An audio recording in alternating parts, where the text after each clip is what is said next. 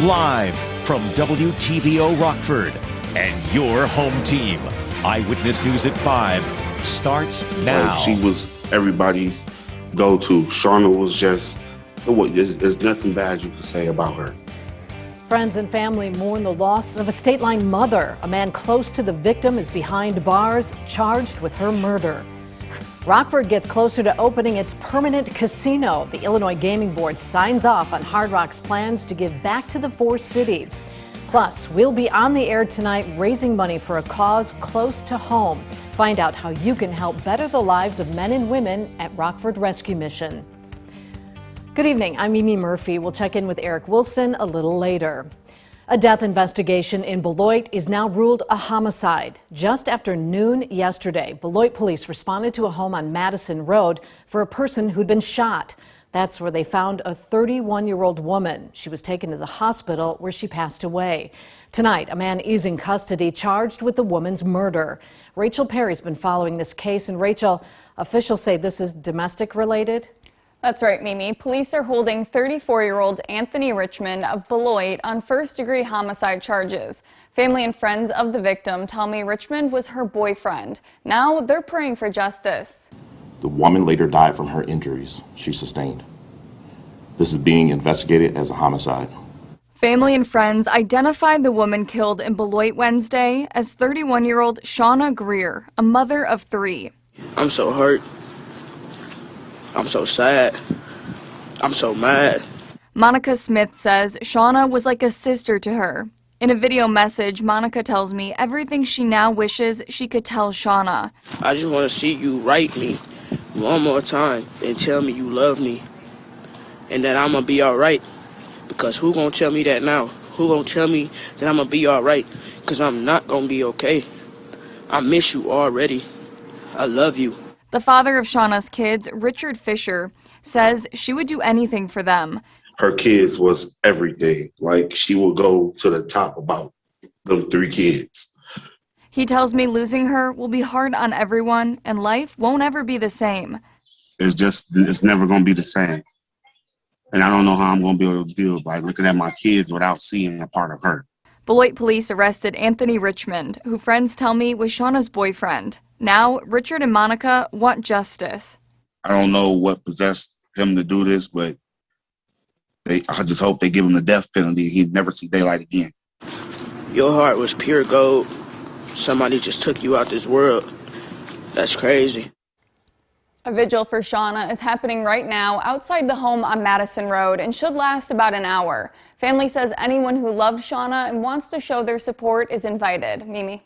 All right, thanks, Rachel. South Beloit police hope the public can help land a hit-and-run driver behind bars. Investigators say Jonathan Carter crashed into another vehicle yesterday. Someone in the other car was hurt. It happened on South Park Avenue near Gardner Street.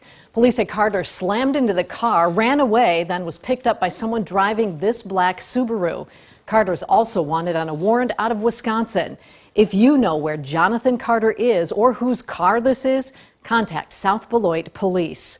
3 people are in custody after a weapon is found at Rockford High School.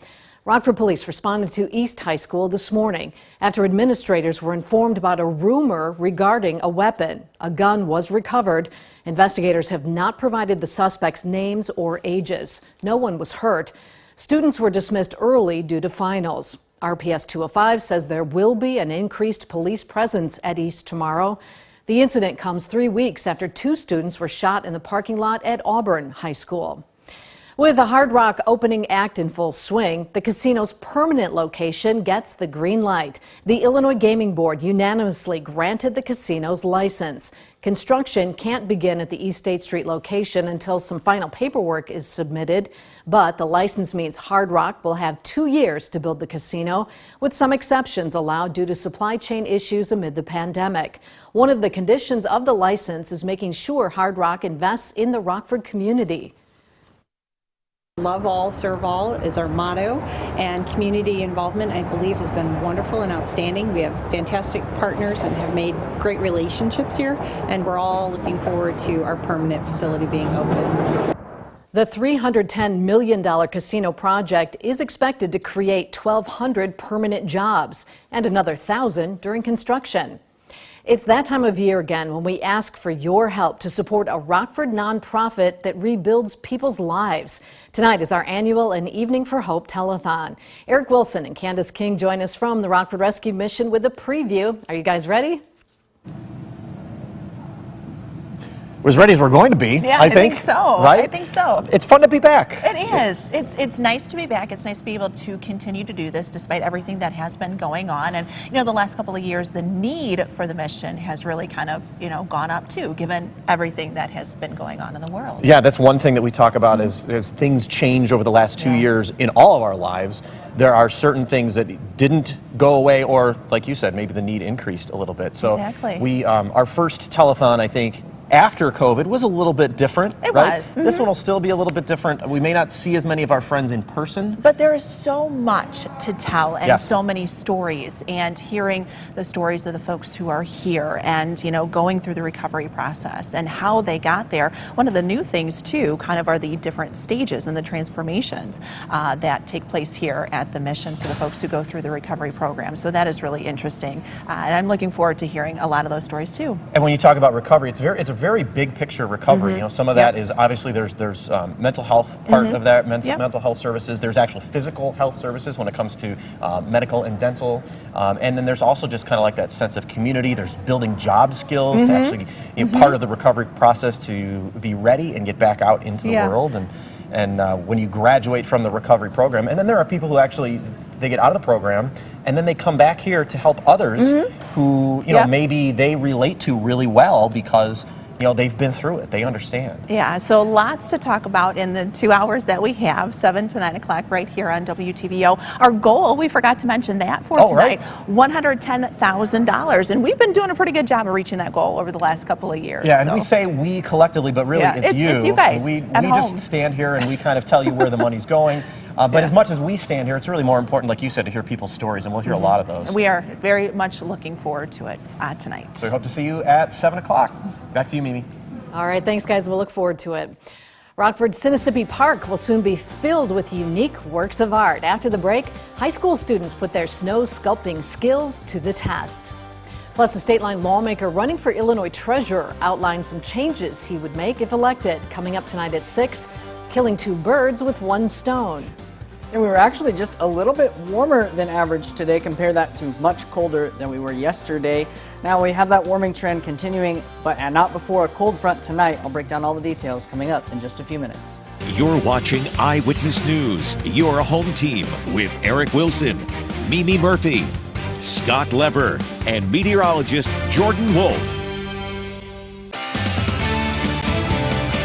This year marks the 36th annual snow sculpting competition at Mississippi Park. State competitors started yesterday. Today, the high school teams began sculpting.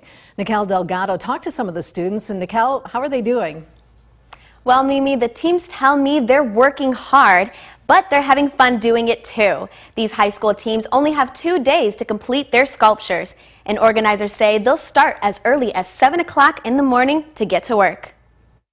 It's a lot of fun, just the enthusiasm, the snow, the cold, all the hard work that goes into putting it in, and then what you get out of it, it's really worth it. This is Valeria Walters' 3rd year with the Belvedere North High School snow sculpting team. They've won the high school division the past 2 years, and they are looking for a three-peat. But other students are trying to unseat them. It's a lot harder than I thought it was going to be. Yeah, it's a lot harder. It's a lot colder than I thought it was going to be, too. There are 4 students on each of the high school teams. They work with a 4x4 by 6 foot block of snow, while the adults only get 3 people and have more snow to sculpt. It's awesome to see them continue to develop their craft and their art, and to be able to display that for the public to drive through or walk through and see.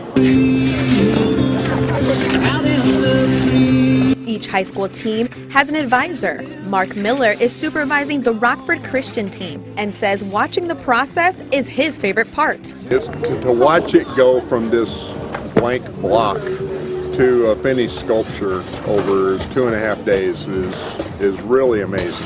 Belvedere North practiced with a clay mold and grid paper to make sure everything would work out. And Valeria says after she graduates, she plans to continue competing. Bringing back maybe old friends and all the people I know, maybe we can start our own snow sculpting team in the future.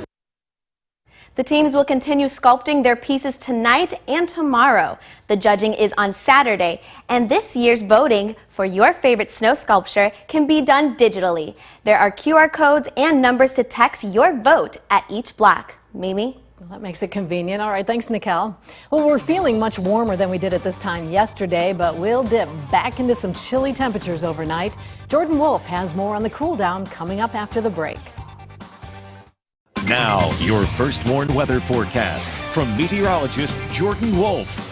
Well, we saw a lot of afternoon sunshine that really helped to bring our temperatures up. We are seeing cloud cover begin to move back in, and with that, the chance for some flurries here over the next few hours beginning to move across the state line. This is ahead of a cold front that will move through tonight, dropping our temperatures down pretty drastically. Right now, we are still seeing those calm and clearer conditions on our Mercy Health SkyTrack camera here in downtown Rockford, but that'll change here into the overnight hours as temperatures really plummet. Right now we are in the 30s. That's 25, almost 30 degrees warmer than we were this time yesterday with the brutal cold that we were dealing with. So we are a lot warmer, but that changes into the night tonight because look at this. Our 24-hour temp change much warmer toward this region. But here's where that cold front will be moving through over the overnight hours, dropping our temperatures down pretty quickly, getting down near zero for our overnight low tonight. So a 30-degree temperature change here in just about 12 hours or so. Here is that ahead of that cold front, those snow showers that will be moving through, potentially bringing us just a light flurry or two. Really not much, but you could see a couple flurries flying through the overnight hours. A lot more clearing on the back end of that. Some cloud cover returns into the evening on Saturday. A lot of clearing beyond that helps to keep our temperatures pretty well regulated over the next few days. Here's a look at the cold front moving through, really dropping our temperatures quickly. This is just tomorrow morning. 5 degrees for Rockford, 2 degrees for Janesville. So a very drastic change from what you had this afternoon. Very cold by the time we get into the morning. Tomorrow, temperatures only get up into the teens for our high. So that's 15 degrees cooler than where we are right now. So definitely a drastic shift in store for tomorrow. Temperatures tomorrow night get down near zero once again. Now that brings wind chill back into a factor again. Wind chills to this tomorrow morning will be close to -10 to -15. That is cold enough to cause frostbite in just over 30 minutes, so definitely we'll want to layer up and bundle up for the morning tomorrow. Tomorrow as well, wind chills only get into the single digits, so remaining very cold into the afternoon as well. Now tonight, again, temperatures do get down to 2 degrees here in Rockford with those chance for flurries early. Wind chills could be as low as -15, so definitely want to bundle up. And tomorrow, that story remains the same. Temperatures only getting up into the teens, wind chills remaining in single digits for the afternoon.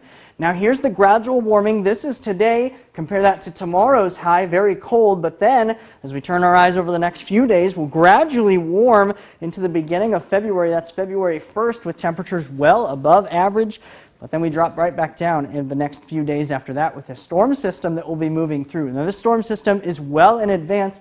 We are still seeing the potential of that. We're tracking it, but right now there are a lot of uncertainties with this, so this is just something to keep in mind. What we know, there is a potential for winter impacts into the early part of next week. Here's what we don't know, the timing, amounts, or what kind of winter precipitation we'll be dealing with. So we'll definitely be keeping an eye on this storm system into the coming week as you stay tuned to your forecast and your most trusted forecast. Now temperatures will be cold for the next couple of days, but there's that gradual warming up to the 30s, near 40. Then that storm system that we're watching toward the end part of the week drops our temperatures right back down heading into next weekend. We'll be watching for that. All right, thanks, Jordan. Scott's in next to talk sports. He shares his thoughts on the Bears' choice for a new head coach. Is it thumbs up or thumbs down on this hire? And the Packers have lost their top offensive coach. Will Aaron Rodgers follow him to his new team? Now sports with sports director Scott Lever. speculation over the Bears' next head coach is over. The pick has been made. ESPN's NFL insider Matt Schefter was the first to report this morning that Colts defensive coordinator Matt Eberflus is the guy. Eberflus has been involved in coaching since 1993 when he was at his alma mater, the University of Toledo. He played linebacker there. He's had head coaching stops at the assistant coaching stops, I should say, at the University of Missouri, the Cleveland Browns, the Dallas Cowboys, and of course the Colts. The risk with him is he has never been a head coach at any level. So the Bears now have a first-time head coach and a first-time general manager in Ryan Poles. The Bears are gambling with these two guys. I'm not sure how much better off they'll be than they were with Ryan Pace and Matt Nagy, but just about anybody would be an improvement over Nagy. For an organization as prestigious as the Bears in a major market like Chicago and a franchise starving for a Super Bowl caliber team, I expect more than rolling the dice on two guys getting their first crack. They'll make mistakes as they grow into their roles, and this franchise can't afford more mistakes. It's been too long since the Bears have been relevant. The other thing that disturbs me about the hiring of Eberflus is he's a defensive guy. The Bears need a coach who can get the most out of Justin Fields. Even if Eberflus brings in an offensive coordinator who does a great job with Fields, the risk is that offensive coordinator will get his own head coaching job somewhere else after a year or two. Then Fields will have to adapt to a new offensive coordinator and a new offense. The hiring of Eberflus and Poles might work out for the Bears, but I don't think anyone in Green Bay, Minnesota, or Detroit is shaking in their shoes over these moves. And the Bears fans aren't doing backflips and cartwheels. The mood is wait and see, as it should be. Now, I would have felt better if the Bears had pursued Packers offensive coordinator Nathaniel Hackett, an offensive guy. He's been hired by the Broncos to be their new head coach. Who knows how well Hackett can coach? The credit to the Packers' offensive success that they had while he was there has to go to Aaron Rodgers and Matt LaFleur. At least Hackett got to sponge off those two men. Hackett going to Denver amps up the speculation that the Broncos might become an even more desirable destination for Rodgers. And that might even be a big reason why the Broncos hired Hackett. It's been a heck of an offseason already for the Bears and Packers, and it's only going to get more juicy in the coming weeks. That's my take. We'll be right back. Jordan, we'll have another look at weather in just a moment. But first, here's a look at what's to come on News Nation tonight. A controversial Arizona bill would ban taking video of police officers. Why it's an issue right now. Plus, why a professor says America's best days are behind us. He tells me why Canada might be a better option. That's On Balance. Here's Dan. Thanks, Leland. Tonight on Dan Abrams Live on News Nation. The extremes on both sides seem to agree on one thing, that America is no longer great. How depressing. Is it really radical to say America is still great? That's tonight on Dan Abrams Live. That's coming up tonight on the fastest growing cable news network in America, News Nation. It's available on the cable and satellite stations you see here. You can also head to newsnation.com. Jordan's back now. Boy, the day started out a little gloomy, but the skies cleared this afternoon and saw lots of sunshine, which was nice. Plus, it was a lot warmer than yesterday. Much warmer. We had a 40-degree change from yesterday morning to this morning, and now we're going and flipping the script, 30-degree change from this morning into tomorrow morning. We are seeing some flurries that'll move through tonight. We see those there on our first one interactive radar from Rockford Auto Glass. And then the temperature change comes starting tomorrow. We really drop down into the overnight hours, and tomorrow morning, and the following morning as well, -4. We gradually warm beyond the weekend, 22, 27, 34, then near 40 for Tuesday. And we're looking at a storm system that moves through. We're going to be keeping an eye on that coming into the week and weekend. Sounds like that could get interesting. Thanks, Jordan. And thanks for watching. Have a good night.